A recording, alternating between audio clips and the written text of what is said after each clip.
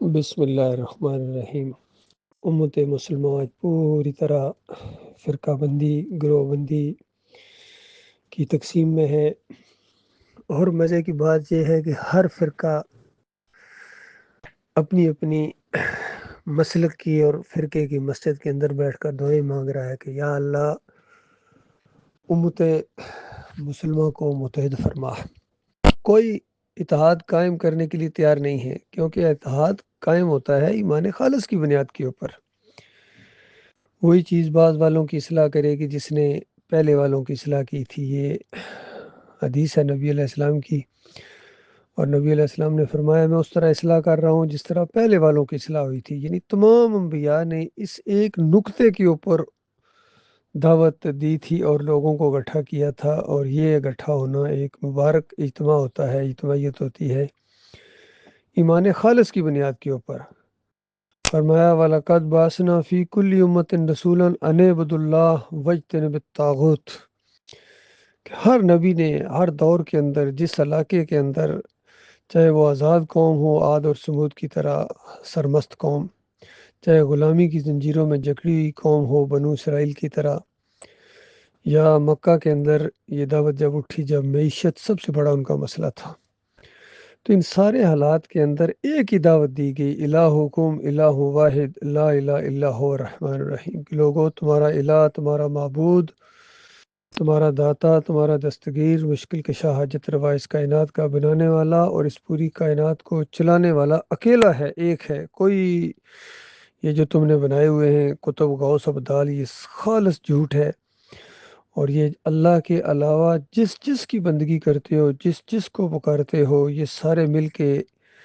ایک مکھی نہیں بنا سکتے، قطمیر کے یہ مالک نہیں ہیں، ان کو پکارنا چھوڑ دو اور ایک اللہ کی بندگی کی طرف آ جاؤ۔ یہ دعوت رہی ہے، حق دعوت۔ اس کو جس کسی نے بھی قبول کیا وہ مسلم کہلایا، اور جس کسی نے اس کو رد کر دیا وہ غیر مسلم قرار دیا گیا اللہ کی نگاہ میں۔ تو یہ معاملہ ہے اللہ کے بندو، آج جو مسلمانوں کے اوپر آفت آئی ہوئی ہے، یہودی ان کو مارتا ہے، عیسائی ان کو مارتا ہے، ہندو ان کو آنکھیں دکھاتا ہے، اور یہ آپس میں بھی لڑتے ہیں، اور اندر والا بھی مارتا ہے اور باہر والے بھی مارتے ہیں۔ یہ اللہ کے عذاب کے کوڑے ہیں جو ان کے اوپر برس رہے ہیں، چاہے یہ سلیب کے پجاری ہوں، چاہے گھوڑے کے پجاری ہوں، چاہے یہ گائے کے پجاری ہوں، پیری مریدی کرنے والے ہوں، عرس اور میلے کرنے والے ہوں، ڈنڈوت کرنے والے ہوں، یا سجدہ تعظیمی والے ہوں، تعویذ گنڈے پہننے والے ہوں یا امام زامن باندھنے والے ہوں، جمہوریت والے ہوں یا اشتراکیت والے، سارے کے سارے یہ اللہ کے باغی ہیں، اور اللہ کے علاوہ ہر ایک کے پیچھے دوڑتے ہیں۔ یہ معاملہ ہو گیا ہے، اور امت مسلمہ بھی بالکل اسی شیطانی روش پر چلی ہے، اور اس کی پیشن گوئی کی تھی نبی علیہ السلام نے، کہ بالکل اسی طرح تم کرو گے جس طرح یہود و نصارہ نے کیا تھا۔ اگر وہ کسی گو کی بل میں گھسے ہیں تو تم بھی گھسو گے اسی اندر، اور بالشت بر بالشت اور گز بر گز بالکل وہی انداز اختیار کرو گے، اور بالکل یہ پیشن گوئی نبی علیہ السلام کی سچی ثابت ہوئی ہے۔ آج ان کے عقیدے بھی خراب ہوئے ہیں، اور عقیدے خراب ہونے کے بعد پھر یہ گروہوں میں بٹے ہیں، اور اپنی پہچان انہوں نے کرائی ہے کہ یہ بریلوی ہیں جی، یہ دیوبندی ہیں، یہ اہل حدیث ہیں جی، کہتے ہیں ہماری پہچان ہے، یعنی پتہ چلے کہ کون سا مشرک ہے، بریلوی مشرک ہے یا دیوبندی مشرک ہے یا اہل حدیث مشرک ہے۔ اور بالکل صحیح اس انداز سے انہوں نے کیا، اپنے علیحدہ نام رکھ لیے، کیونکہ جب یہ مسلم نہیں رہے ہیں، جب ان کے عقیدے کے اندر خرابی آ گئے ہیں، بریلویوں کے پاس جاؤ تو نبی علیہ السلام حاضر ناظر ہیں، پکارو یا رسول اللہ، پھر ان کے نام کی میلاد کرو، وہ عیدوں کی عید کہلاتی ہے، وہاں میلاد کے کیک کاٹے جاتے ہیں، مٹھائیاں بانٹی جاتی ہیں، کھچڑے پکائے جاتے ہیں، کھلائے جاتے ہیں غیر اللہ کی نظر و نیاز، جس کو اللہ تعالیٰ 4 جگہ سور سے زیادہ حرام اور نجس قرار دیتا ہے۔ پھر یہ 10 محرم کے شربت ہیں، یہ پلائے جا رہے ہیں، مزاروں کے پجاری، اور یہ آپس میں جب لڑتے ہیں، ٹکراتے ہیں، مرتے ہیں، تو پھر ان کے مطابق یہ شہید قرار دیے جاتے ہیں، شہید ہو گئے، یہ ہمارے اتنے شہید ہوئے ہیں اور ان کے اتنے شہید ہوئے ہیں، اور ایسے ہی شہید ہیں کہ یہ جنت کی خوشبو تک نہ پا سکیں گے، کیونکہ اصلی شہید تو وہ ہوتا ہے جو اللہ کے دین کا کلمہ بلند کرنے کے لیے، توحید کو بلند کرنے کے لیے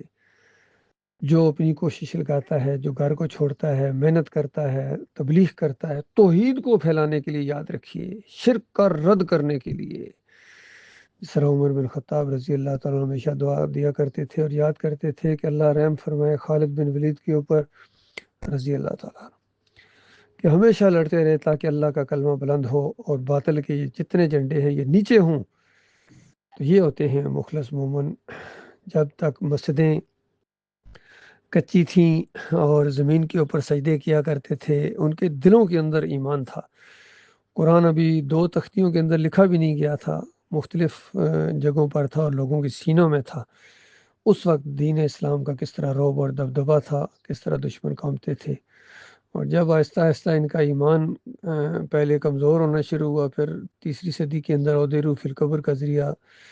عہد روح فی القبر کا عقیدہ جب یہ احمد بن حنبل کے ذریعے، انہیں رافضیوں کے ذریعے آیا، اور ابن تیمیہ نے اس کو، ابن قیم، ابن حجر عسقلانی، اور سب نے پھر اپنایا اس مشرکانہ عقیدے کو۔ ان رافضیوں نے، شیعوں نے، ایرانیوں نے سارا سسٹم بدلی کر دیا، تاریخ بدلی کی، ایمان بدلی کیا، کلمہ بدلی کیا، اذان بدلی کی، صحابہ کے مراتب بدلی کیے، سب کچھ انہوں نے بدلی کر دیا۔ آج یہ امت مسلمہ کو ہیرو بنے ہوئے ہیں۔ تو یہ اللہ کو فراڈ دینا یہ ممکن نہیں ہے اللہ کے بندوں۔ لہٰذا اگر صحیح معنوں میں مخلص ہو اللہ کے ساتھ، مسلمانوں کے ساتھ، قرآن کے ساتھ، تو مخلص ہو تو سب سے پہلا کام یہ کرو کہ اپنے ایمان کی تجدید کرو، ایمان لاؤ، خالص وہ ایمان جو اللہ جس کو ایمان کہتا ہے، اور ان سارے مسلکوں کو چھوڑو، ان فرقوں کو چھوڑو اور اللہ کے بندے بن جاؤ۔ نہ تم رسم و رواج کے بندے بنو، نہ ملک و قوم کے بندے بنو، نہ پیر اور امیر کے بندے بنو، نہ جمہوریت کے بندے بنو۔ یہ سارے بت ہیں، جس چیز کو بھی پوجو گے، جس چیز کی بھی بندگی کرو گے، جس کی بھی بات مانو گے اللہ کے مقابلے میں، وہی تمہارا بت ہے۔ تو یہ اصل ہے، جب تک توحید کے اوپر گٹھا نہیں ہوا جائے گا، ایمان کے اوپر یہ کوئی گٹھے ہو ہی نہیں سکتے۔ پہلی بات تو یہ ان کے دل پھٹے رہیں گے، نفرتیں کریں گے، ایک دوسرے پر عیب لگائیں گے، الزامات لگائیں گے، لان تان کریں گے، ایک دوسرے کو بھی کافر کہیں گے، سب کچھ کر رہے ہیں، اسی روش پر چلے ہیں۔ اور یہ توحید کی بنیاد کے اوپر جو دعوت اٹھی تھی، اس کا انجام بھی یہی ہوا ہے۔ انہوں نے بھی سجدہ تعظیمی اپنا کر پھر اس طریقے سے جماعت کے اندر انہوں نے دراڑیں ڈالی ہیں، اپنے یہ لے کے لدا ہو گئے ہیں۔ کوئی اللہ کی طرف آنے کے لیے تیار نہیں ہے، سب اپنے امیر کے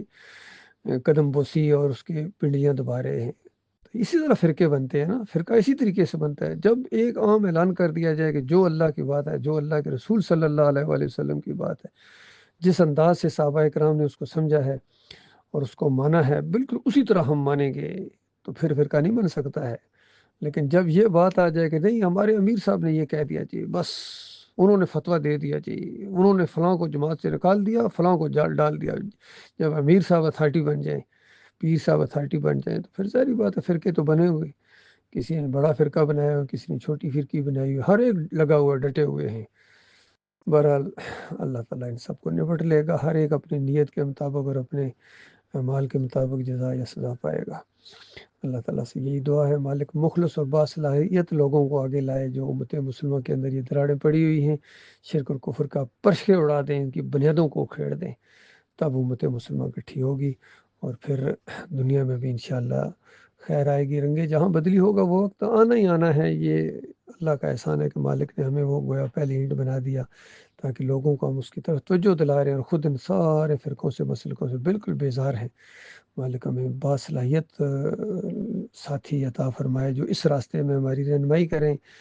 وہ ہم سے محبت کریں، ہم ان سے محبت کریں، خالص اللہ کے لیے، اللہ کی رضا کے، الحب للہ والبغض للہ، یہ ہوتا ہے ایمان خالص۔ ہمارا اٹھنا، بیٹھنا، جینا، مرنا، صلوات، ہماری قربانی،